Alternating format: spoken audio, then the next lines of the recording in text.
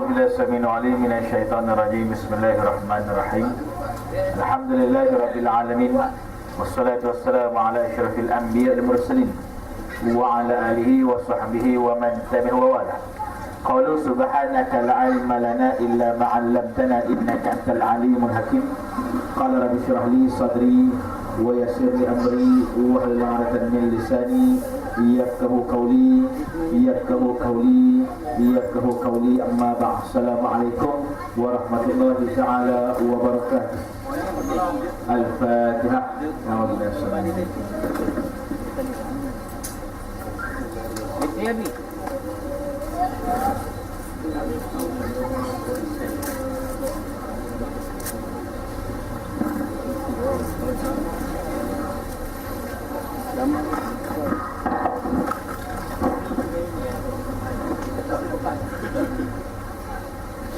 Buat dia aku semua. Mungkin saya tu dia ada tanya dia tadi ada bangun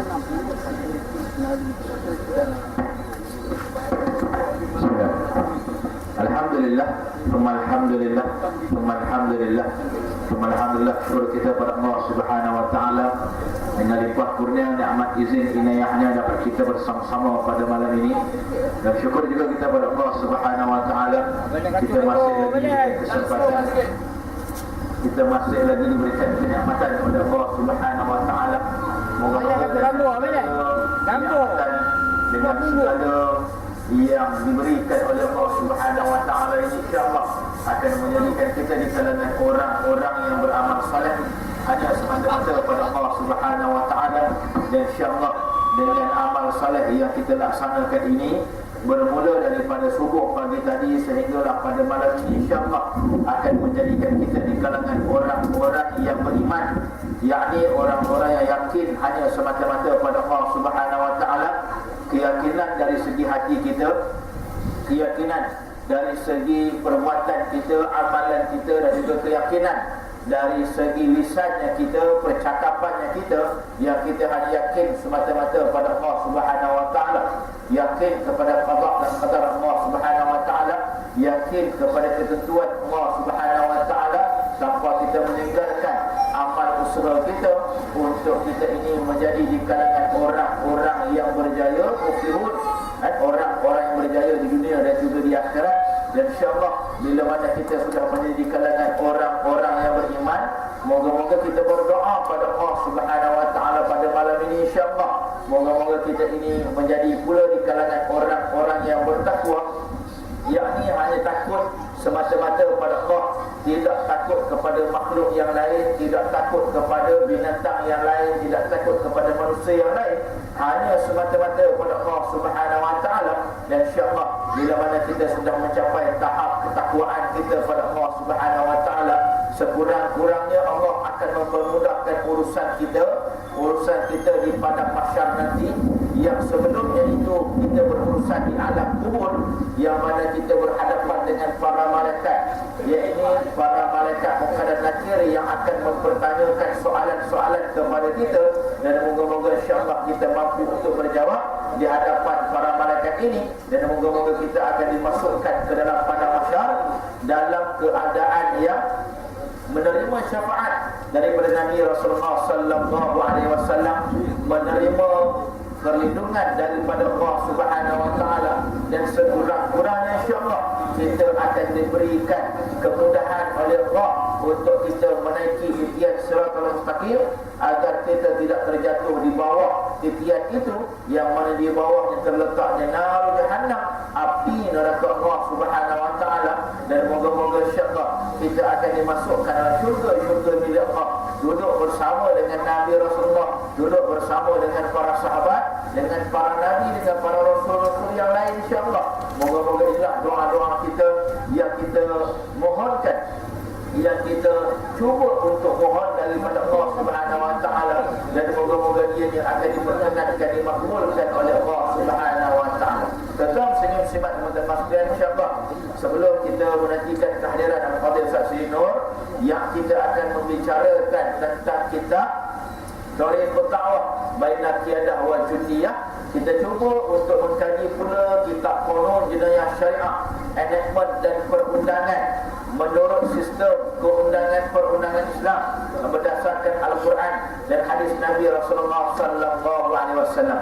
Dan alhamdulillah kita telah selesai dalam bab yang pertama dan alhamdulillah telah masuk dalam bab yang kedua, yakni bab hudud yang terpecah kepada 7 perkara. Pasal yang pertama zina, pasal yang kedua qazaf, minum arak, sariqah, ataupun mencuri, tirabah, murtad dan juga bawah. Jadi insya-Allah dalam pasal yang pertama ini, dalam bab zina, kita akan belajar insya-Allah apakah pengertian zina, apa takrif zina, hukuman yang dikenakan kepada orang-orang yang berzina itu macam mana, ada jenis-jenis zinanya, hukuman yang dikenakan kepada orang yang zina itu musan ataupun ghairu musan, apa pula makna musan.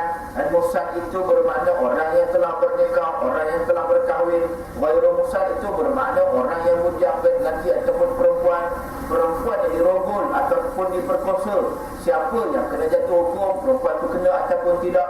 Lelaki yang merogol dan memperkosa perempuan yang berzina, contohnya perzinaan perempuan yang hamil ataupun nifas, liwat dan juga musahaqah. Apa dia pula musahaqah? Dia dinamakan sebagai lesbian pada hari ini. Macam mana pula hukumnya? Bagaimana orang-orang yang bersetubuh dengan haiwan, bersetubuh dengan orang yang telah mati, bersetubuh dengan orang gila, bersetubuh dengan mahram, ataupun pada hari ini disebutkan sebagai sumbang mahram, kemudian bersetubuh dengan kanak-kanak, bagaimana bukti-buktinya, bagaimana saksi-saksinya, bagaimana pengakuannya, bagaimana perintahnya, bagaimana pelaksanaannya, menjalankan hukuman jam, masa dan tempat, bila boleh buat. Jadi insya-Allah kita akan belajar batu-batu yang digunakan, besar mana, besar batu-batu, besar batu air kejut. Jadi ini contoh yang akan kita akan bicarakan.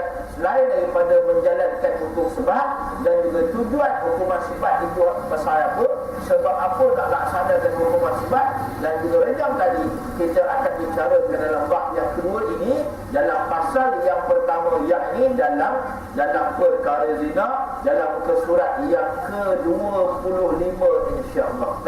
Kita sambungkan lagi 14/1 ialah persetubuhan yang dilakukan oleh seseorang lelaki dengan seseorang perempuan tanpa nikah yang sah mengikut hukum syarak, yakni bukan pasangan suami isteri, dan kedua-duanya orang yang mukallaf, dan persetubuhan itu tidak termasuk dalam ta'rif waqi' syubhah, iaitu persetubuhan yang meragukan. Jadi apa pengertian zina? Pengertian zina ialah persetubuhan, saya ulang sekali lagi, yang dilakukan oleh seorang lelaki dengan seorang perempuan tanpa nikah yang sah mengikut hukum syarak. Dan ada syarat dia.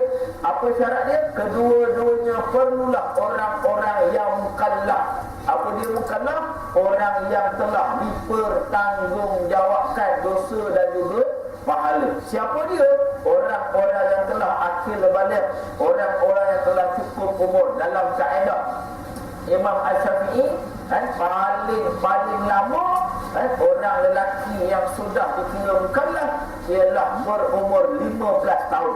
Keluar mani ataupun tidak keluar mani, maka sudah dikira sebagai orang yang mukallaf, orang yang baligh.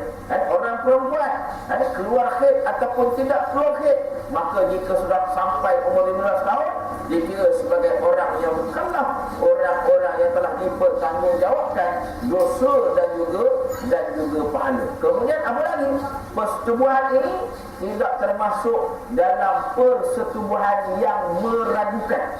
Apa maksud meragukan? Maknanya ada saksinya, ada buktinya, ada qarinah-qarinahnya, ada perkara-perkara yang boleh disabitkan dengan kesalahan dalam bab berzina. Kita masuk satu persatu insya-Allah. Yang pertama tentang kata pengertian ini ialah seorang lelaki dengan seorang perempuan tanpa nikah yang sah, mengikut syarak. Jadi timbul persoalan. Apa persoalan? Timbul persoalan bila mana orang-orang yang bernikah tanpa syarak. Contoh bernikah tanpa syarak apa dia? Tanpa persetujuan wali. Dia banyak berlaku. Hatta di negara kita pun banyak berlaku. Banyak berlaku bila bernikah di Siam, di luar daripada negara ni, maka kena ada sebab. Dan apa sebabnya? Dan sebabnya mungkin mereka ini tidak mendapat persetujuan wali. Jadi bila tak dapat pilihan wali, macam mana pula? Ya, maka berwalikan hakim. Boleh ataupun tidak berwalikan hakim. Ini dah masuk dalam bab fiqh munakhat. Cuma nak ceritakan bahawasanya bila mana orang-orang perempuan yang bernikah tanpa persetujuan dengan wali, maksudnya apa? Nikahnya itu katanya perlu juga untuk diwalikan. Kena ada wali. Jadi bila kena ada wali, perlu kepada siapa? Walinya wali hakim. Tetapi hakim ini perlu melihat kepada situasi. Kenapa wali dia tak bagi? Kalau wali dia bersifat dendam contoh, kepada keluarga si suami ataupun keluarga si lelaki, ataupun wali ini tadi seorang yang majnun, seorang yang gila, seorang yang tidak dijumpai, maka baru boleh berwalikan kepada wali hakim. Hakim ni pun dia kena cek dulu. Dia kena cek dulu. Maka barulah dia boleh menjadi wali kepada orang yang disebutkan sebagai perempuan yang tak bernikah. Kalau tidak, maka dosa tertanggung atas hakim. Kalau saja tak ada apa-apa, maka dosa tertanggung atas hakim. Sebab tu dalam bab nikah ni, perempuan walinya kena selesai. Dan walinya kan kalau di Malaysia ni kena jelas bahawasanya saya dah sebut dah hari tu, wali ialah lelaki. Wali bukan seorang perempuan. Hari ni kalau nak nikah dia macam cakap mak lah. Kalau mak tak bagi, ayah ikut aja. Apalah ikut mak kamu. Siapa wali sekarang? Wali ayah ke mak? Wali ialah ayah. Maka mak kena ikut cakap ayah. Ibu kena ikut cakap ayah. Isteri kena ikut cakap suami. Sebab apa? Sebab suami ini ialah wali. Jadi kalau dia tak setuju, tak setuju. Kalau dia setuju, maka si isteri pun kena setuju. Itu yang pertama. Kemudian ada mukallaf, nak terang tadi. Kemudian yang ketiga ialah ta'rif. Waqti' syubhah. Persetubuhan yang meragukan. Apa maksud persetubuhan yang meragukan? Persetubuhan yang meragukan ini maksudnya ialah tidak ada saksi seramai 4 orang yang boleh dipercayai. Kemudian tidak ada bukti bahawasanya mereka ini telah melakukan persetubuhan ataupun telah melakukan perzinaan. Macam mana nak dapat bukti? Macam mana nak dapatkan saksi dan sebagainya? Maka 4 orang lelaki, saksi yang adil, orang-orang yang bukan fasik, orang-orang yang bukan munafik, baru boleh jadi saksi. Kalau dia pernah menipu, maka kesaksian dia tidak diterima abadan sehingga selama-lamanya, walaupun menipu dalam kadar yang sedikit. Dan kemudian apa tadi? Tidak mempunyai qarinah, bukti-bukti. Orang tadi saksi dah memang tak nampak ataupun tak cukup kepada 4 orang yang ada tadi, maka perlu ada qarinah. Tak ada saksi boleh, kena ada qarinah. Apa dia? Bukti-bukti jelas, nyata. Contohnya hamil, contohnya dalam kes perubatan pada hari ini boleh dikenal pasti spermanya siapa, DNA-nya siapa dan sebagainya. Maka persetubuhan itu tidak meragukan, barulah namanya berzina. Tapi kalau meragukan, tidak dinamakan berzina. Baik, nombor 2. Jika seorang lelaki melakukan persetubuhan dengan seorang perempuan dan lelaki itu menyangka bahawa perempuan yang disetubuhinya itu ialah isterinya, yang ini udah tak? Tak boleh. Kalau tak ada siapa tegur, tak boleh. Jika seorang lelaki melakukan persetubuhan dengan seorang perempuan dan lelaki itu menyangka bahawa perempuan yang disetubuhinya itu adalah isterinya, sedangkan perempuan itu bukan isterinya, atau lelaki tadi menyangka bahawa perkahwinan dengan perempuan yang disetubuhinya itu sah mengikut hukum syarak, sedangkan sebenarnya perkahwinan mereka itu tidak sah, maka dalam kes ini kedua-dua orang itu tidak boleh didakwa di bawah kes zina. Tentang dia, maksudnya apa? Orang lelaki dia melakukan perzinahan ataupun perempuan yang melakukan perzinahan dalam keadaan tentang yang dia tidak menyangka bahawa orang yang bersetubuh dengan dia itu adalah pasangan ataupun suami ataupun isteri, maka nak sabit atas nama perzinahan tak boleh. Sebab apa? Sebab saya dah jelaskan dalam pengajian yang lepas, bahawasanya ianya adalah di atas kesilapan salah sangka yang boleh berlaku. Contohnya pada malam gelap berita dan sebagainya, dia menyangka bahawa dia masuk dalam bilik isterinya, tapi rupanya dia masuk dalam bilik adik ipar ataupun bilik kakak ipar ataupun bilik mak mertuanya ataupun sebagainya lah. Maka mereka itu tidak boleh disabitkan sebagai berzina. Dan orang tu pula tadi dia ingat tadi suami dia ingat tadi ialah pasangan dia pun juga perempuan tadi tidak boleh disabitkan dengan perzinaan. Jadi dah jelas dah dalam pengajian yang lepas. Kemudian dia rasa kerana pasangan itu dia merasakan bahawa mereka ini telah pun sah nikahnya mengikut hukum syarak. Contohnya macam tadi lah, pergi menikah keluar negara, maka dia ingat sah lah tu, bukan? Rupa-rupanya wali hakimnya itu pun bukan di kalangan orang-orang yang wali yang sebenar, hakim yang sebenar, hanya ejen, tidak dilantik oleh hukumah, oleh kerajaan. Maka ianya dikira sebagai pernikahan yang tidak sah. Dia ingat sah dah, tapi rupa-rupanya tidak sah. Rupa juga katanya macam mana seorang perempuan yang sedang mengandung, bukan ya? Bila mana dia mengandung, tuan-tuan ya, hari ni ingat cuba tengok filem.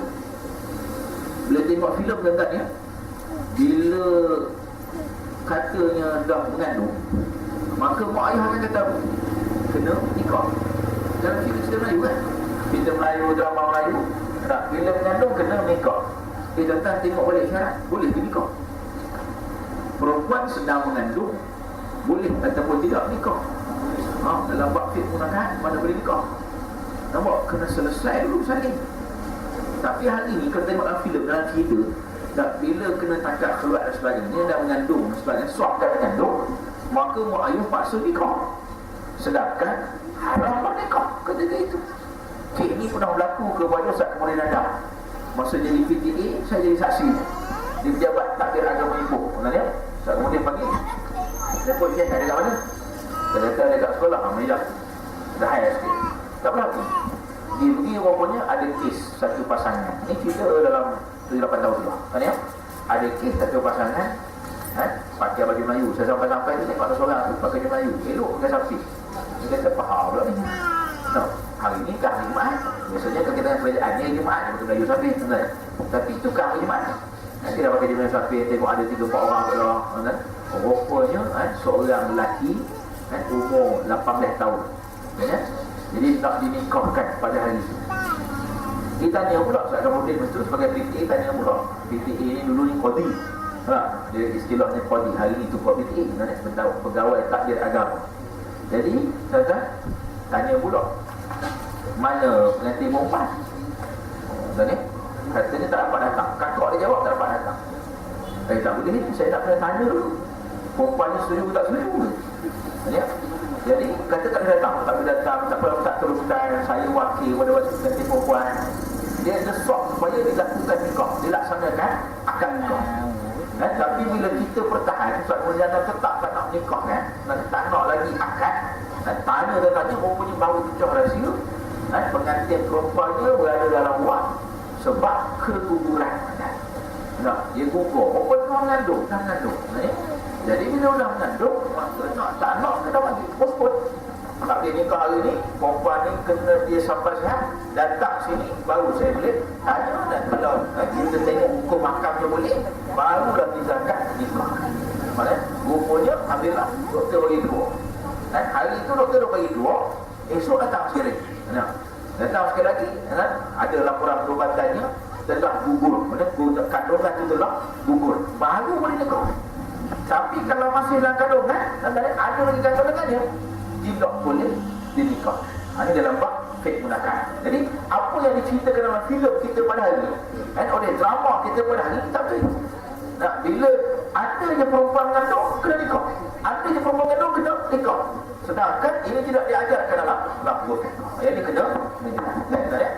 Sama lagi 15 mengikut peruntukan hukum syarak yang disebutkan dalam Al-Quran dan Hadis, yang dikuatkuasakan dalam undang-undang kanun jenayah syariah, bahawa orang yang melakukan perzinaan itu apabila sabit kesalahannya di mahkamah, wajib dikenakan hukuman hudud, iaitu sebat sebanyak 100 kali firman Allah Subhanahu wa taala, az-zaniyatu waz-zani fajlidu kulla wahidin minhuma mi'atan jaldah. Orang perempuan az-zaniyatu yang berzina, waz-zani dan orang lelaki yang berzina, hendaklah kamu sebat fajlidu kulla wahidin, setiap seorang daripada duanya, mi'atan jaldah, 100 kali sebatan. Nak tak nak hakim kena jatuh hukum, nak tak nak, sebab tidak ada pilihan. Dalam ini disebutkan bahawasanya mahkamah wajib, mahkamah ini wajib untuk menjatuhkan hukuman kepada 100 kali sebab tidak boleh ada hukuman lain melainkan hukuman sebat. Sebab apa? Sebab ini ayat Allah Subhanahu Wa Taala surah An-Nur ayat yang kedua. Nak tak nak kena laksanakan hukum agama Allah Subhanahu Wa Taala. Dan kemudian disambung lagi, cuba tengok ayat Quran tu, surah An-Nur ayat 2. Siapa ada Android boleh tengok. Dalam Quran, dalam handphone tu. Cuba tengok. Dan janganlah kamu dipengaruhi oleh perasaan belas kasihan terhadap kedua-dua orang tadi dalam menjalankan hukum Allah Subhanahu Wa Taala. Dan jika benar kamu beriman kepada Allah, maka dan juga hari akhirat, dan hendaklah disaksikan hukum seksa yang dikenakan kepada mereka itu oleh sekumpulan dari orang-orang yang beriman. Kata apa? Kata surah An-Nur ini, nak tak nak kena laksana. Tak boleh kita ini rasa kesian. Tengok kesiannya dia dan sobat satu kali, kesiannya dia penerjam, kesiannya dia. Dan bila kata kesian sini, maknanya kita sudah mengundang kemurkaan Allah Subhanahu Wa Taala. Satu. Yang kedua, tuan-tuan, dikatakan bahawa kena dilakukan dalam keadaan dilihat, disaksikan hukuman siksaan itu oleh sekumpulan orang-orang yang beriman. Kena buat di hadapan orang lain, kena buat di hadapan masyarakat. Yang ni yang perlu dilaksanakan. Sebab tu dalam bab kes Fatimah, kes ni selalu famous. Kita jadi rujukan kes Fatimah ni. Bila sahabat dengar Nabi kata tentang kes nak potong tangan ni, maka sahabat ragu-ragu, Nabi nyintir ke nak buat. Kalau orang lain mungkin boleh, tapi kalau anak dia macam mana? Maka bila Nabi dengar ni, sahabat kata ni macam mana anak kamu? Dan maka Nabi menjawab, sekiranya anak aku Fatimah itu mencuri, fa'aqtayadah, aku sendiri akan potong tangan dia. Maknanya Nabi tidak ada belas kasihan. Kenapa tak ada belas kasihan? Sebab Allah sebut dalam surah An-Nur, jangan kamu dipengaruhi oleh perasaan belas kasihan. Tak boleh kita ada perasaan belas kasihan. Al-haqqu wal haq, yang benar tetap yang benar. Dan kemudian katanya apa? Hendaklah saksikan hukum seksa yang dikenakan kepada mereka itu oleh sekumpulan daripada orang-orang yang beriman. Maknanya apa? Maknanya hari ini kalau kita laksanakan hukuman sebat dalam penjara, tapi tidak ada saksi di kalangan orang-orang beriman, maka ianya tidak mengikut syarat yang telah ditetapkan oleh Allah Subhanahu Wa Taala. Hari ini penjara nak lakukan hukuman sebat atau apa-apa saja, perlu dipertontonkan, perlu disaksikan kepada orang-orang beriman, ataupun perlu dibuka kepada masyarakat. Supaya apa? Supaya masyarakat boleh mengambil ibrah, boleh mengambil pengajaran daripada apa yang dihukumkan. Betul ya? Maksudnya apa? Hukum Islam ni bukan sebab nak dengar sangat, tapi nak bagi pengajaran kepada orang yang tengok.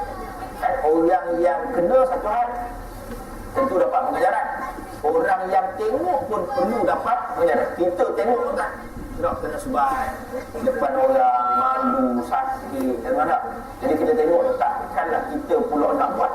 Kita kata bayar, kalau aku buat, nanti esok-esok aku pula yang kena sebat. Kalau aku buat, esok-esok aku pula yang akan dipertontonkan kepada masyarakat. Maka tu ibrah dia, itu pengajaran yang akan manusia ataupun masyarakat ambil, yang boleh dibawa sebagai panduan untuk terus hidup dalam keadaan yang sempurna ikut hukum hakam Allah Subhanahu wa taala.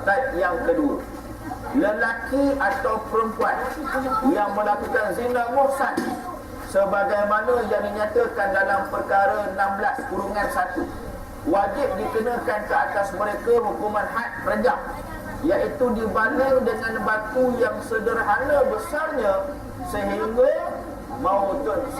mati. Dan dalam kitab Ja'ana At-Talibin jilid yang keempat 114 dalam muka surat yang ke-114, kalau orang-orang yang muhsan, apa maksud muhsan? Dia sebut orang-orang yang sudah bernikah, ada isteri, ada suami, maka dia tetap masih melakukan zina, maka apa hukumannya? Hukumannya ialah direjam dengan batu yang sederhana besar, ya. Sehingga apa? Sehingga dia menemui ajal, ya. Jadi perkara ini telah boleh sebut sebagai perkara yang memang qat'i, sebagai perkara yang perlu dilaksanakan kepada orang-orang yang zina. Sebab tu kan bila mana timbul kes haluan, bila timbul ada orang marah kepada mahkamah syariah, bila kata mahkamah syariah ni lambat, kesnya tak boleh nak selesai dalam kadar yang cepat, kadang 2 tahun, 3 tahun, pasal apa tak? Pasal banyak sangat kes. Dia bukannya 1-2 kes, banyak sangat kes. Kalau tuan-tuan tengok ya, ada kawan-kawan buat puasa lah, kata kat jabat kamu, ya.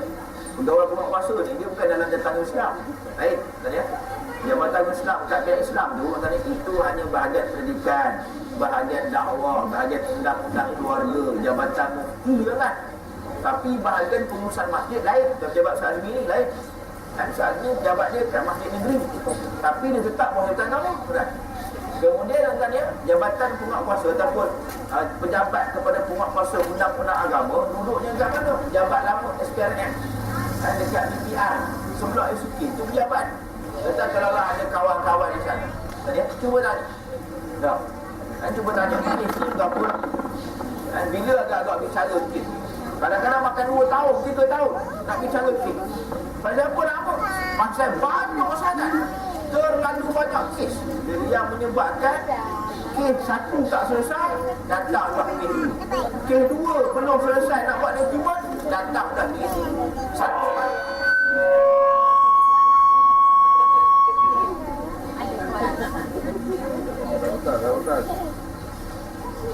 Bila?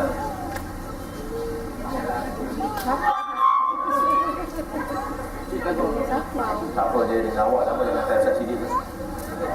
Boleh? Tak boleh, lupa. Kacau. Sakit. Yes.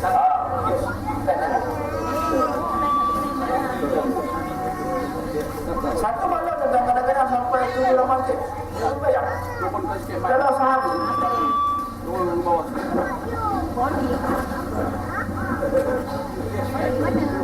kalau sehari kan sampai 7-8 kes, dia boleh bayar. Kita ambil sehari 5 kes, 30 hari dah 3 hasil 50 kes. Dan dia berterusan. Sebab apa? Sebab tidak ada penguatkuasaan undang-undang syariah. Jadi orang tak takut. Apa hukumnya? Hukumnya 356, 3 tahun penjara atau RM5,000 atau 6 kali sebatan. Sebab ni dia tak buat, dia akan buat apa? Tak penjara pun tak buat. Dia akan buat apa dia? Bayar denda.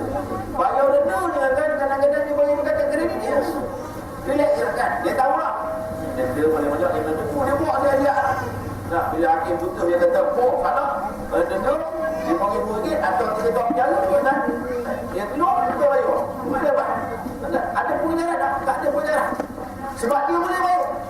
Dan masyarakat tahu, dia tengok, tak ada apa-apa pun, bebas aja. Cuba bayar sebab. Dia guna sebab. Orang tengok. Apa yang orang tengok? Orang Muslim tengok.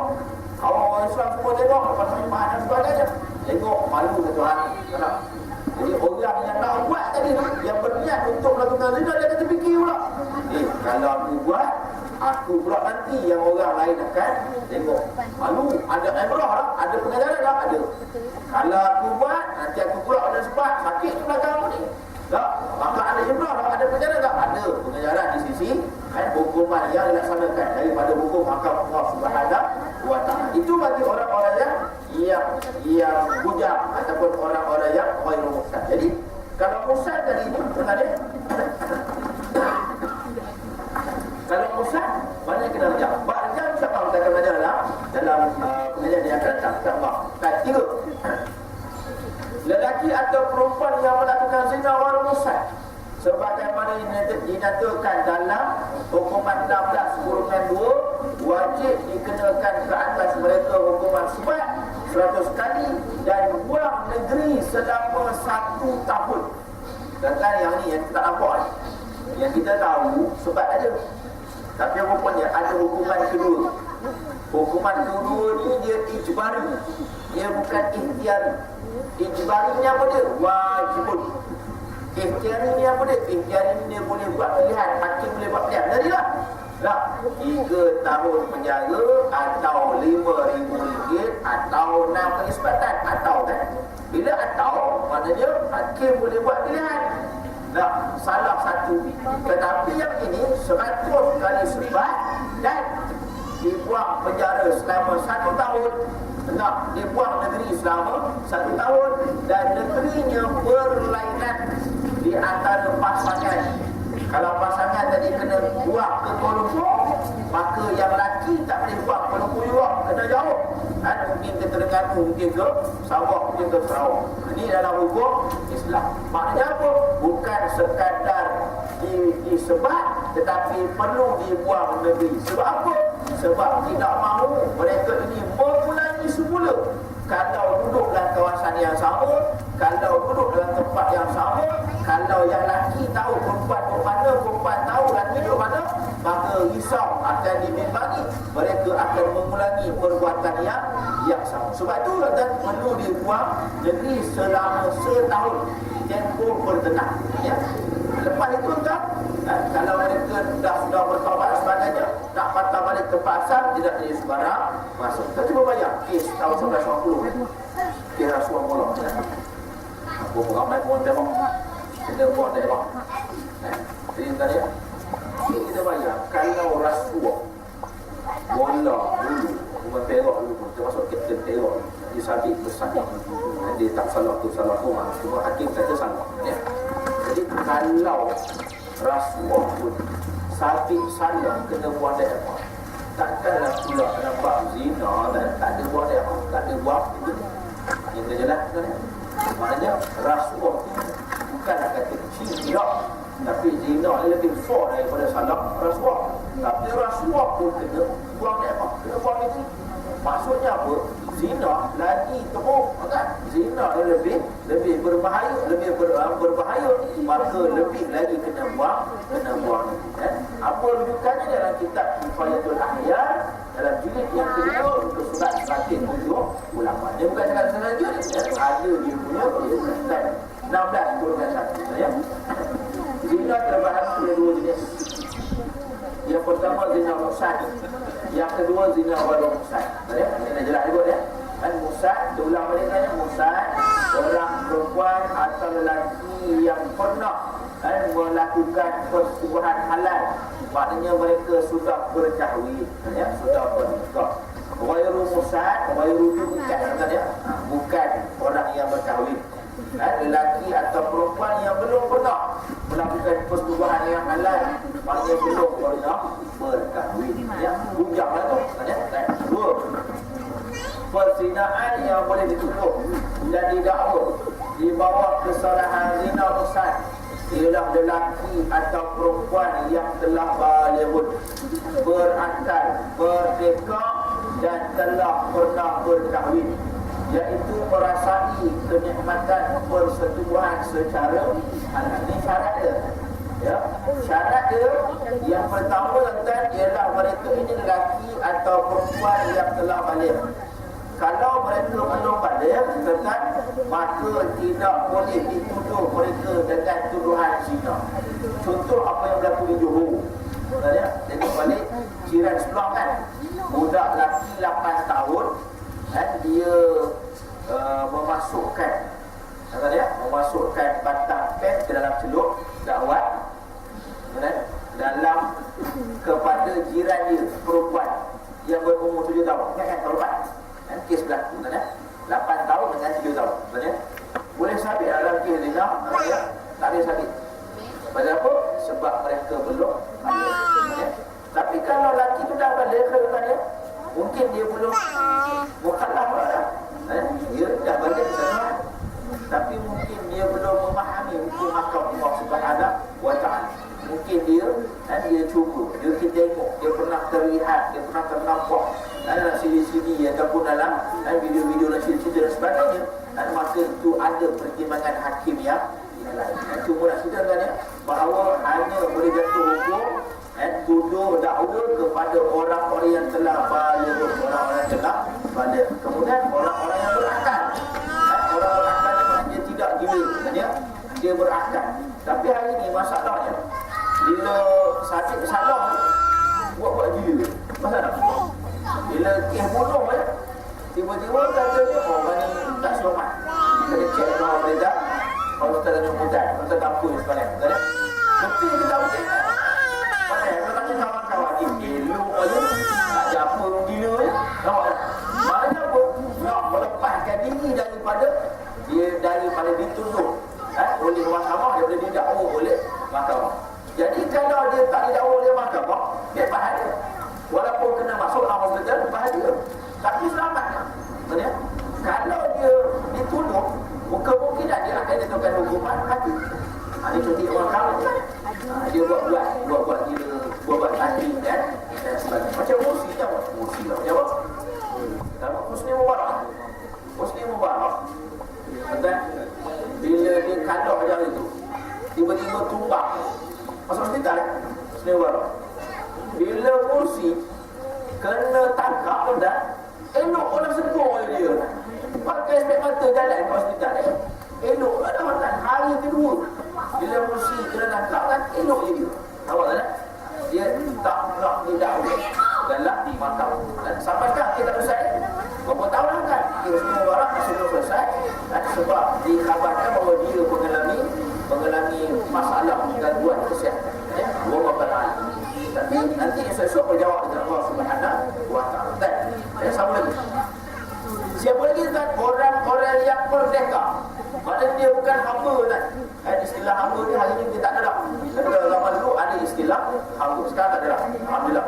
Dan telah pernah berkahwin. Ini barulah cukup syarat. Berapa tadi? 1, 2, 3, 4, 5 syarat. Barulah boleh dijatuhkan dengan hukuman. Ataupun boleh ditutup, ataupun boleh didakwa. Kamu lagi. Dan dalam bab ini majmuk syarah pun tak berhala. Maknanya katanya daripada mazhab yang lain pun tetap dalam hukum yang sama, tidak ada khilaf. Biasanya kan dalam bab jadi ada khilaf ulama.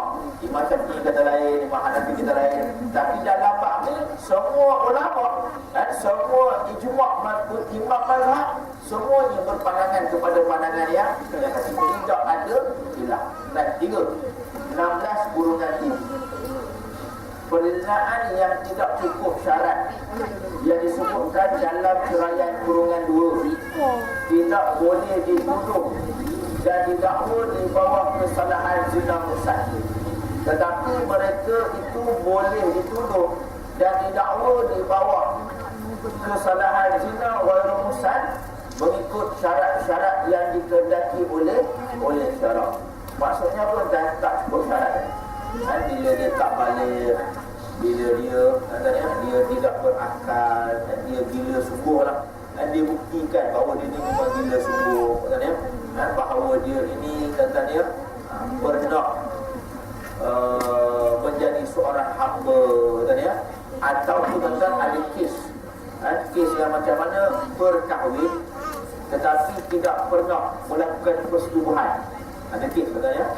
Contoh dalam bab kematian pada hari awal perkahwinan. Ini kalau cerita filem Melayu dulu ni, kita saya Yaakob dulu. Katanya janda butuh. Ya, yang muda-muda mungkin tak ingat. Dia umur 30 ke atas. 30 ke atas. Para dia ingatlah. Haji dia ingat. Dia katanya Siapa kena perempuan saya ingat. Dia nikah, tak ada apa-apa, suaminya meninggal. Maka perempuan tadi dia tidak pernah melakukan persetubuhan termasuk jadi dia tidak termasuk dalam syarat tadi. Syarat 16 golongan 2 itu tak masuk. Ataupun seorang lelaki tadi dia nikah, tiba-tiba bininya meninggal pada malam. Dan orang siap tak sempat melakukan persetubuhan. Maka dan siapa juga termasuk dalam kes tidak cukup syarat untuk dituduh dan didakwa. Sebab dia pernah bernikah tetapi tidak pernah melakukan persetubuhan secara halal. Dia dua korban bernikah dan melakukan persetubuhan secara halal. Bernikah tidak pernah melakukan persetubuhan secara halal, maka tidak cukup syarat untuk didakwa dan juga dituduh. Dia kena masuk dalam ghairu musad, dalam bab orang-orang yang bujang, orang-orang yang belum bernikah. Tahu lagi 17 kurungan 1. Seseorang yang melakukan zina musad, sama ada lelaki atau perempuan, wajib dikenakan ke atas mereka hukuman had, yakni rejam, iaitu dibaling dengan batu yang sederhana besar sehingga mati, sebagaimana yang dinyatakan dalam perkara 15 kurungan 2. Contoh dalam bab batu ni, cuba tengok ke depan sikit, besar mana batunya tadi ya. Cuba tengok dalam surat 40 mana ni? Boleh mana?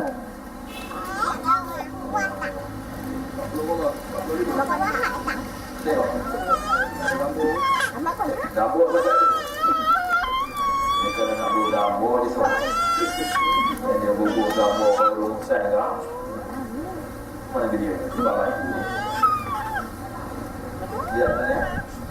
Dalam pasal yang ke-35, pasal yang ke-35 dan surat 50. Dalam surat yang ke-50. Mana besar batu ni? Kita rajak sikit Kita rajak sikit. Surat depan. Batu-batu yang harus digunakan untuk merajam orang-orang yang melakukan kesalahan zina, hendaklah batu-batu yang sederhana besar, tidak terlalu kecil supaya tidak terlalu lama menyiksanya, dan tidak pula terlalu besar sehingga menyebabkan kecederaannya yang besar. Tadi maksudnya besar, maksudnya kan batu yang nak digunakan untuk hukum rejam ada saiz, bukan boleh main senang-senang ambil. Batu keliki yang kan kita nak ambil, tak boleh. Batu kita lontar jamrah. Siapa yang pergi haji kan lontar jamrah, kita lontar batu tu, ada yang kecil boleh tak cukup besar. Dia kena sederhana. Besar sangat tak boleh. Ambil batu yang besar, batu yang betul tu nampak tu pada berhubung pun tak boleh juga kan. Maka batu yang sederhana digambarkan sebagai batu yang sebesar tapak tangan, ataupun sebesar penunggung tapak tangan. Inilah yang digambarkan sebagai batu yang sederhana besar, tidak kecil dan juga tidak besar. Dan yang ini insyaAllah bila kita dah laksana nanti kan baru boleh nampak. Sebab hari ni kita pun tak boleh, sebab tak ada benda yang nak tunjuk. Macam mana? Cepat lain tanya, ada gambar tak? Gambar tak ada, pasal tak pernah buat. Tapi kalau tak buat sekali, insyaAllah kita nampak kat mana. Cuma kan khusus tu dah ada. Khusus untuk sebat dah ada. Dah buat di Putrajaya International PICC Convention Center tahun 2012 dah buat. Putrajaya International Convention Center PICC. Yang laksananya siapa, yang mengadakan siapa, yakin dah buat. Bukan kata tak buat, dah buat tahun 2012. Pegawai pada Perak kan, Perak hantar 3 orang untuk pergi kursus sebatan kaedah Islam, cara undang-undang syariah. Antara seorangnya pernah datang ke markas kita di atas. Kalau tuan ingat, masa mula-mula kita mentor, kita bulan 3 kan, ingat saya bulan 4 atau bulan 5 kita panggil dia untuk menerangkan tentang enakmen jenis syariah. Ustaz Fakhrul Hatta, ingat dia pernah datang dan dia terangkan tentang enakmen jenis syariah.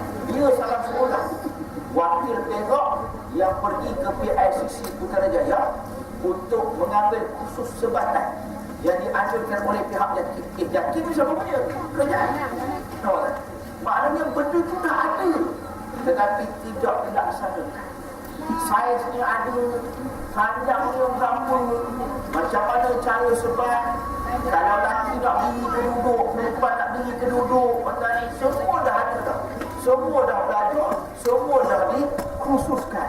Cuma pelaksanaan yang masih belum biasa. Sebab kita kan tolong doa. Tak, bila mana jangan kita sebut tadi. Walaupun kita tak nak percaya satu batin, tapi bila dia kata dia akan melaksanakan. Dia akan bantu-bantu untuk melaksanakan. Tentang tolong.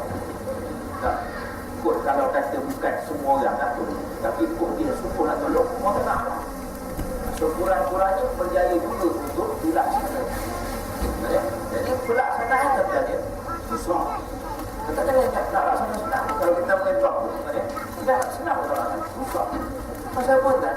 Kalau kita tidak memegang kerajaan, nak laksana macam mana? Yang pertama cuba tengok, kalau kita tangkap sebelum nak dakwa dalam mahkamah, mana letak dia ni? Kena letak dalam lokap. Lokap siapa budak? Polis. Polis ni bawa kerajaan negeri ke kerja pusat? Pusat. Tuan. Okey, masuk penjara. Penjara kan? Masuk penjara. Penjara ni bawa siapa? Jabatan penjara. Jabatan penjara bawa siapa? Kementerian Dalam Negeri. Kementerian Dalam Negeri ni bawa siapa? Kerajaan negeri ke kerajaan pusat? Pusat. Awak. Ini kan bukan senang-senang nak buat. Kalau tidak mendapat sokongan daripada pusat. Kita tak tahu. Sebab kita kena pegang pusat. Kita pegang pusat ni. Bukan pegang pusat buat ni tau. Kita pegang pusat tu. Maksudnya apa kan? Maksudnya kena sungguh. Tapi kalau dia nak tolong tak tolong terus barang. Dia nak tipu ke, dia nak berelok ke tak boleh. Itu dia jawab dengan Allah Subhanahu wa taala. Tengok orang nak tolong kita, tipu dia sebarang. Jadi perkara itu kita laksanakan dia. Semua juga kan macam elok. Nak elok nak jatuhkan hukuman bagi seorang pencuri. Dan bila dia tahu pencuri, dia tahu saya amal sebut bahawa dia adalah soalan. Dia sebut sekarang ni balik fatwa. Kerajaan Kelantan katanya sedang berbincang boleh ke tak boleh kita ubah kaedah potong. Tak, sebelum ni kaedah potong tak potong, tapi boleh ke tak boleh sekarang ni. Apa masalah berbincang tak ada kata potong ni, tengah bincang ya. Jadi boleh ke tak boleh kita ambil kaedah potong juga, tapi menggunakan perubatan moden. Contohnya masuk hospital bagi dia buat bius katanya tak potong. Bagi doktor potong dalam keadaan dia tak sedar. Itu kita buat secara langsung lah. Orang nak tengok jadi tiba-tiba dia sedar tak ada kan. Tidak ada. Tengah bincang sekarang. Sebab dia berdasarkan kepada potong. Cara macam mana potong sebenarnya dalam kitab fiqh tak bicara pak. Kita tak ada bicara panjang. Orang ini tak panjang. Jadi kemungkinan kalau kita tengok dalam hadis Nabi Rasulullah, antum tak nak menyebut dunia dunia tu, kamu yang mengetahui keadaan dunia kamu esok nanti macam mana, keadaan zaman kamu macam mana, mungkin boleh buat kaedah. Tapi bila nak buat kaedah boleh buat, tengok pula persoalan. Siapa kalau nak buat? Hospital buat siapa? Kementerian Kesihatan. Kementerian Kesihatan buat siapa? Pusat kan? Tak, walaupun ada doktor yang sanggup buat, contohnya Persatuan Doktor-Doktor Islam kan, yang public semua, dia sanggup nak buat, tolong ya. Tapi dah dibubuk dah. Kalau buat sehingga kedoktoran kena tarik balik. Jawab, dia tarik balik, kita ni bukan doktoran pun tak. Dah ada lesen pun tak. Dah tak nak iktiraf pun tak. Jadi kalau tak ada orang kena ke pusat. Itu dia kaedah dia. Dan sama lagi tadi ya. Mana tadi? Bila sekarang awak 28 ya. 28 nombor 2. Seseorang yang melakukan zina berdosa, sama ada lelaki atau perempuan wajib dikenakan ke atas mereka hukuman sebat 100 kali sebat dan buang negeri selama setahun sebagaimana yang dinyatakan dalam perkara 15 kurungan 1. Katanya dia baru Musa tadi katanya wajib. Dia 10 tadi ya. Dia kena sebat dan juga kena buang Hukuman yang dikenakan ke atas orang zina muhsan dan baru muhsan yang sebagaimana disebutkan dalam ceraian 1 dan ceraian 2 dalam adalah berdalilkan nas-nas berikut. 1, katanya hadis Nabi Rasulullah diriwayatkan daripada Ibnu Abbas, kata Nabi Rasulullah, hadis yang banyak kan? Ini hujah dia. Hujah yang nakli dia boleh ni. Khataba Umar faqal. Dan telah berkata ni Umar dalam khutbah, dalam ceramah, Inna Allah Ta'ala ba'atha Muhammadan sallallahu alaihi wasallam lihal haqqu wa anzala alaihi al-kitab. Tentang satu hari Umar berkhutbah, Umar berceramah. Kata Umar dalam khutbah dia apa? Sesungguhnya Allah Ta'ala telah memutuskan Nabi sallallahu alaihi wasallam dengan apa? Wa anzala alaihi al-kitab, dan telah menurunkan kepada Muhammad tadi iaitu Al-Kitab, yakni Al-Quran. Maka kata Umar, fakana fima anzala alaihi ayatul rajmi faqara'naha wa wa'ainaha wa rajama Rasulullah sallallahu alaihi wasallam wa rajamna wa inni khasyitu an qala az-zaman an yaqula qail. Maka adalah di antara ayat-ayat yang diturunkan oleh ayat Allah itu ialah ayat rajam. Maka kami telah membaca, katanya Umar kata faqara'na, kami telah membaca ayat ini. Kemudian kata Umar lagi apa katanya? Wa wa'aina, dan kami telah menghafaz ayat ini. Dan Umar sambung lagi, dan Rasulullah sallallahu alaihi wasallam wa rajama Rasulullah, Nabi telah merjam kepada orang-orang yang berzina, dan kami juga telah menjalankan hukuman rajam. Sesungguhnya aku sangat-sangat takut di belakang hari nanti andainya ada orang berkata hukuman rajam itu tidak ada dalam kitab Al-Quran, maka dengan itu mereka akan sesat disebabkan meninggalkan kewajipan yang telah diturunkan Allah. Maka hukuman rajam itu hak sebenarnya atas mereka yang berzina, lelaki dan perempuan, apabila zina muhsan, apabila ada saksi atau mengandung atau ia mengaku melakukan perzinahan. Dan Umar kata, Umar sebut itu pada tahun Nabi Rasulullah ni tentang tinggal berapa hijrah, dan Nabi tinggal berapa hijrah? Umar sepanah dia jawab, berapa hijrah Nabi tinggal? Katanya Nabi hijrah itu 1 hijrah. Nabi tinggal Madinah berapa tahun? 13 ke 10 tahun. Katanya maknanya Nabi meninggal pada tahun ke-10 hijrah. Ya. Jadi kan kira dalam ini 1436 tolaklah 10. Maknanya berapa? 1426. Itulah tarikhnya, itulah tahunnya. 1426 tahun dah Nabi telah meninggal dunia. Bila Nabi wafat kan, siapa dah jadi khalifah? Abu Bakar. Berapa tahun? 2 tahun setengah. Tolak 2 tahun setengah. Maknanya berapa? Boleh jadi 1416. Dan Umar jadi tentang anggarannya 1415 tahun sudah. Umar sebut dalam khutbah. Apa yang Umar sebut tentang? Umar sebut, aku sangat-sangat takut, kata Umar. Dan cuba tengok balik.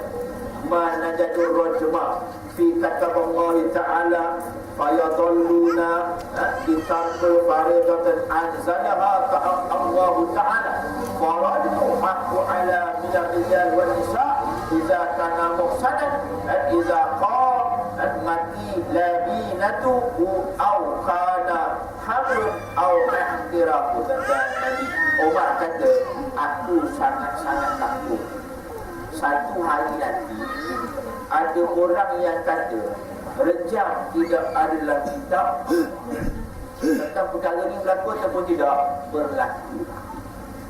dah berlaku lah. Tuan-tuan. Siapa sebut anda? Ramai orang sebut. Tak, yang terbaru sistemnya Islam. Sebut. Tak ya? No khulud. Dalam surat Allah Islam. Tak ya? Kemudian datang sebut pula oleh orang-orang lain. Siapa sebut betul nak sebut dulu. Masih jadi PM. Tak. Ingat balik kisah. Tentang anggapan orang, ramalan orang bahawa akan ada orang yang sebut rejam tak adalah Al-Quran telah terbukti hal ini. Telah ada orang yang sebut bahawa rejam tidak adalah Al-Quran. Dan kita risau, kita termasuk di kalangan golongan yang Allah sebut. Satu golongan, satu hari nanti akan ada yang sebut rejam tidak adalah Al-Quran. Tuan-tuan, kita risau. Kita tergolong di kalangan orang-orang yang sebut macam itu. Hukum Allah ni tak ada. Hukum Allah ni perlu dikaji. Hukum Allah ni perlu dibuat kajian sebut. Ayat Quran ni perlu dikaji sebut. Kita risau. Kita Quran pun tak berapa nak baca. Bila baca pula tak berapa nak faham. Bahasa Arab pun tak berapa nak belajar. Tiba-tiba kita pertikaikan orang-orang yang sebut tentang ayat-ayat Allah Subhanahu Wa Taala. Dan orang-orang ni pun bukannya sebut ayat dia, ayat Allah. Yang Allah sebut ayat Al-Quran yang turunnya daripada Allah, yang tukar sampainya malaikat Jibril, yang terima ialah Muhammad. Bukti apa ni Al-Quran pada hari. Jadi kata ramalan umat tuan benar telah berlaku. Tuan benda ini diriwayatkan oleh Abu Daud. Tarwiyah juga An-Nasa'i juga. Bukan calang-calang. Yang mengesahkan ketua umat ini ialah Abu Daud juga. Imam Abu Daud ni siapa kan? Nah, termasuk salah seorang 6 imam besar hadis. Kalau mereka ni mengeluarkan hadis, mentahriskan hadis, maksudnya mereka tidak akan mentahriskan hadis-hadis yang maktum, hadis-hadis yang tidak sahih. Ya? Mereka ni akan keluarkan hadis-hadis sahih, hasan sahih kan. Kalau tak sahih sekalipun mereka sebut ini hadis yang palsu, ini hadis yang maudhu'. Ni bukan calang-calang dah. Abu Daud dan Imam Tirmidzi yang juga Imam An-Nasa'i. Kita Imam Abu Daud pun tak pernah gede kan. Imam Tirmidzi pun tak pernah gede. Imam Nasa'i pun tak pernah gede. Imam Bukhari pun lagi tak pernah. Ada? Baik, sama lagi. Dua. Macam tadi. Apa? Kita pun saya. Hadis Rasulullah sallallahu alaihi wasallam diriwayatkan daripada Abu Hurairah kata, "Ata rajul Rasulullah sallallahu alaihi wasallam." Satu hari telah datang seorang lelaki. Telah datang ya. Mari katanya. Telah datang seorang lelaki rajul. Siapa rajul itu kan? Namanya Ma'is Al-Islami. Nama dia Ma'is Al-Islami tak? Oh, nama Islam tak? Nama dia Islam. Ma'is Al-Islami. Nama dia Islam. Datang menghadap Rasulullah. Wahwa fil masjid. Fanadahu faqala. Dan ketika itu Rasulullah sedang berada dalam masjid. Maka datang memanggil, Ma'is memanggil baginda. Fanadahu memanggil baginda. Faqala dan berkata, "Ya Rasulullah, wahai Rasulullah, inni zanaitu." Sesungguhnya aku telah berzina. Ya. Kita cara-cara ya. Seorang lelaki zaman Nabi, nama dia Ma'is Al-Islami. Nama tu pun dah Islam dah. Tak, nama Islami. Takkan jahat kot nama Islam. Tak, tapi nama Islam zaman Nabi tu pun berzina. Kita tak ada Islam nama kita. Ada. Ahmad Faisal Al-Islami ada. Mana ada? Muhammad Azmi Murad Al-Islami. Mana ada?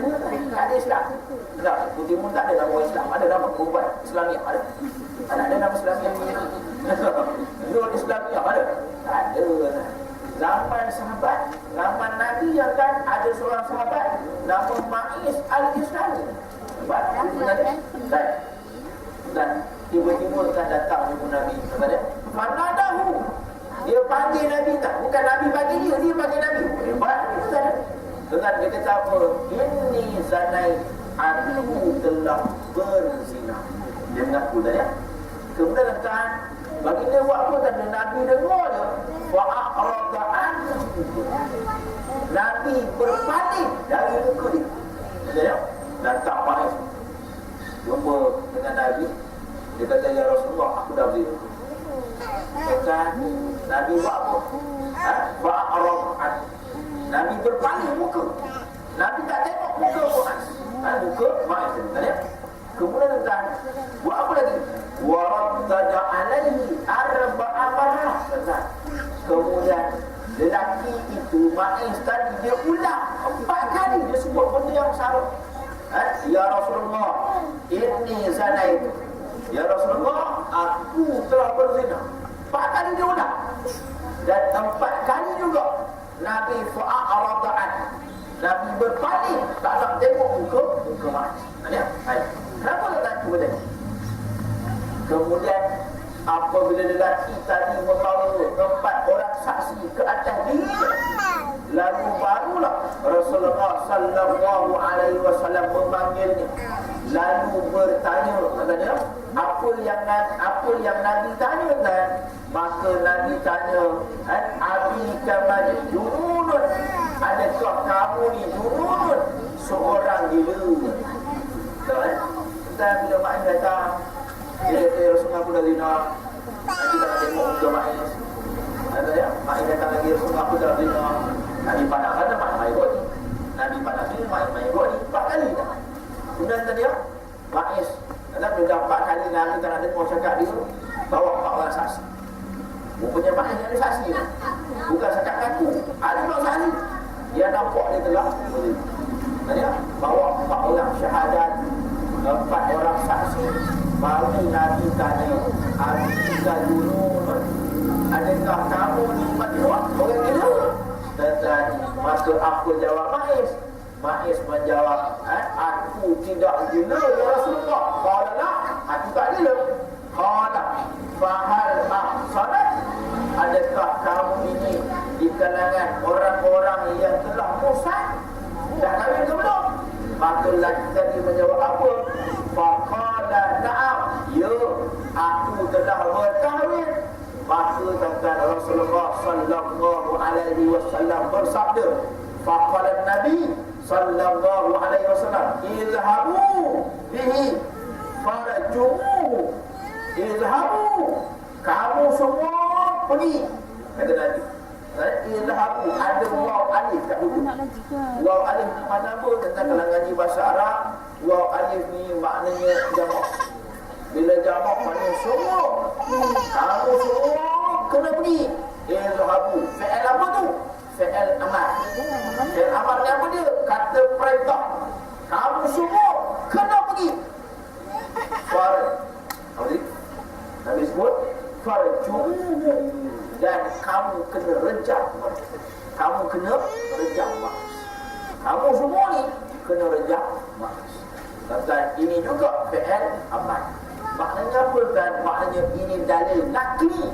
Ini dalil hadis Nabi sahih riwayat Imam Muslim yang menyatakan bahawa Nabi Rasulullah menjalankan hukuman rejam kepada Ma'is al-Islam. Siapa kata tak? Siapa kata tak? Nanti hadis yang kata tak sebab tak kaji itu cuma ngaji adalah jumpa ini tak ngaji, saya tak nak jumpa pun dalil ni pak tak jumpa, hantar kaji, hantar cari, hantar ngaji, cuma cari, cuma ngaji kan dia betul panggil surah sebagai ngaji kita dan sebagainya. InsyaAllah akan jumpa hadis-hadis dalil yang nakli. Nakli ni apa dia? Al-Quran, hadis, sunnah, sirah Nabi Rasulullah sallallahu alaihi wasallam. Tidak ada yang boleh lawan dalil akan dilawan. Baik, sambung lagi. Tiga, hadis yang ketiga, bukti bahawa Nabi pernah buat. Hadis Rasulullah sallallahu alaihi wasallam diriwayatkan daripada Ubadah bin As-Samit daripada Nabi sallallahu alaihi wasallam, sabda Nabi Rasulullah, khuzu anni, ambillah, khuz, kamu kena ambil. Khuzu, kalau tengok dalam kitab tu kira ada waw alif ujung related. Khuz tu dah fi'il amar. Apa dia? Kamu kena ambil. Itu ayat perintah. apa kita kan? Tolong ambil ya. Tolong ambil dia kan. Itu perintah. Bukan perintah. Kalau orang kita nak ambil tu, tak boleh bawa. Ada yang bawa. Tolong. Dia tak tolong. Kalau kita Allah kena ambil. Bila Allah ambil kan, kena ambil. Sebab apa? Buat tu fi'al amal. Ini kena ganti bahasa Arab tadi. Kemudian dalam fi'al amal tu pula ada waw alif pula kat hujung. Waw alif tu maknanya apa? Jamak. Jamak ni maknanya apa? Kamu semua kena ambil. Tuan-tuan Nabi ulang 2 kali ayat. Khuzu anni. Khuzu anni.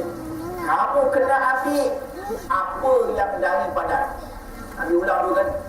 Apa yang dari aku, kamu kena ambil. 2 kali Nabi. Apa yang daripada Nabi? Peraturan, hukum, sunnah. Jadi hadis, sirah, sunnah. Ada juga segala-gala yang datang daripada Nabi. Hukum hakam datang daripada Nabi Rasulullah sallallahu alaihi wasallam. Dan sama lagi, qad ja'alallahu lakunna sabila. Sesungguhnya Allah telah memberi jalan untuk mereka-mereka itu.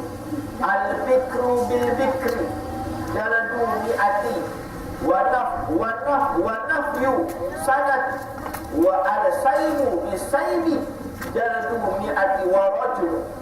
Orang yang al-bikru yang dara, ya, wal-bikru dan juga orang yang teruna. Perempuan yang dara, lelaki yang teruna, jika telah melakukan zina, hukumannya apa?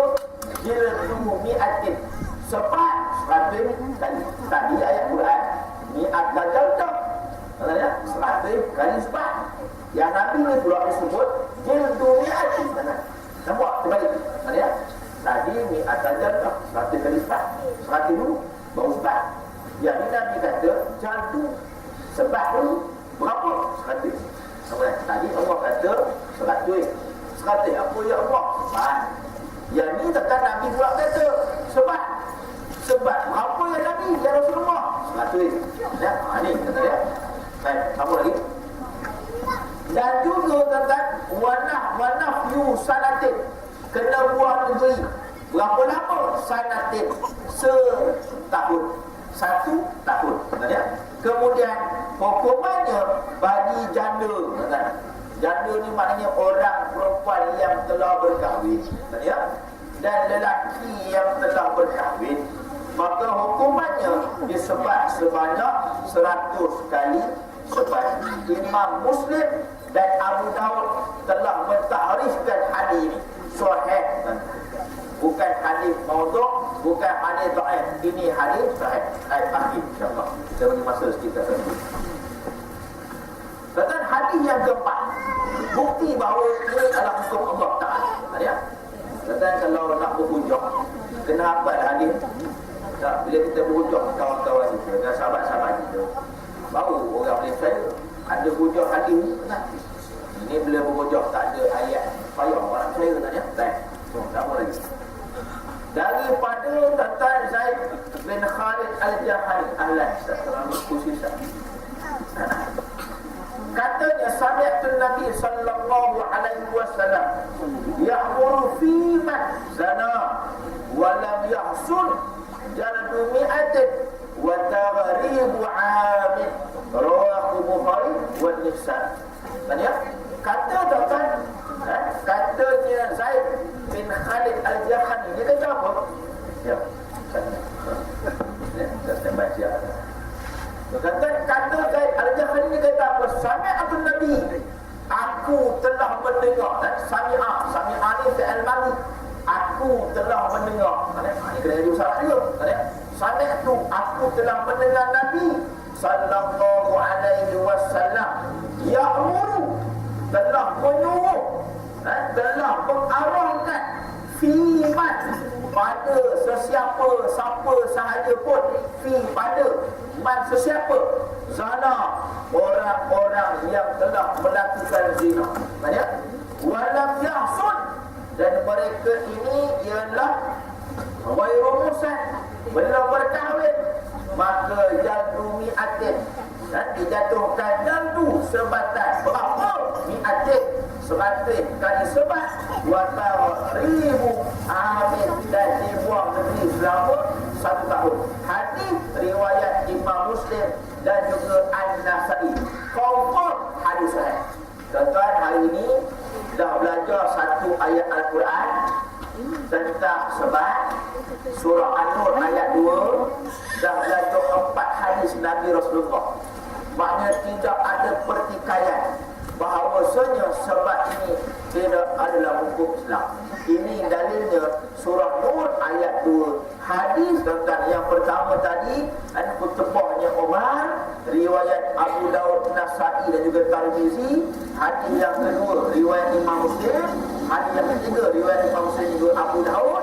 Hadis yang keempat Imam Muslim dan juga An-Nasa'i. Dikatakan jelas bahawasanya ini dalil nakli yang datang dari Allah, yang datang dari Nabi Rasulullah sallallahu alaihi wasallam. Jadi insya-Allah tuan-tuan paling kurang dan kita hafal dah hadis yang hujung sekali ni. Hadis hujung berapa kemarin? Sebab ada hujung pendek sekali. Dah hafal hadis nombor 1 panjang sangat. Hafal nombor 2 pun panjang juga. Nombor 3 pun 3 baris ustaz oi. Nombor 2 baris ustaz. Kita hafal boleh. Bulan depan kita tasnif. Tanya.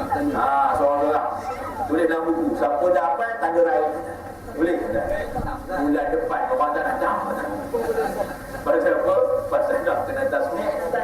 Dah, tak ada lalu. Tak ada lalu. Cuma hafal masing-masing. Pendeknya pun tulang dia ya.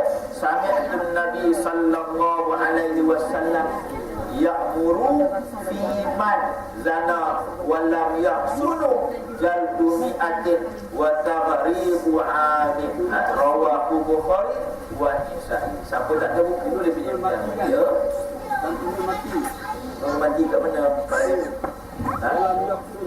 Walam yaksun. Walam yaksun mati. Bukan tanda tomong ya, bukan tanda depan ya. Walam yaksun, bukan yaksun ya. Walam yaksun jaldu mi'atin wa tawaribu amin. Selama 1 tahun kena buang negeri. Wallahu ta'ala alam. InsyaAllah dan kita bagi ruang sekurang-kurang aja kepada Fadil Saksi Lidon selaku naik kepada ulama Pasir Perak mengangkat kumpulan kursi Lajnah Tarbiyah dan Kadaran pada Perhubungan Pasir Perak untuk kita bicarakan tentang kitab Tariqut Dakwah baina Siyadah wa Juniyah, jalan dakwah antara pemimpin dan juga orang yang dipimpin rakyat. Itulah maksud ini insya-Allah. Dan kita terus berikan penghormatan pada Fadil Saksi untuk menguraikan kitab kita ni insya-Allah. Dengan segala hormat juga.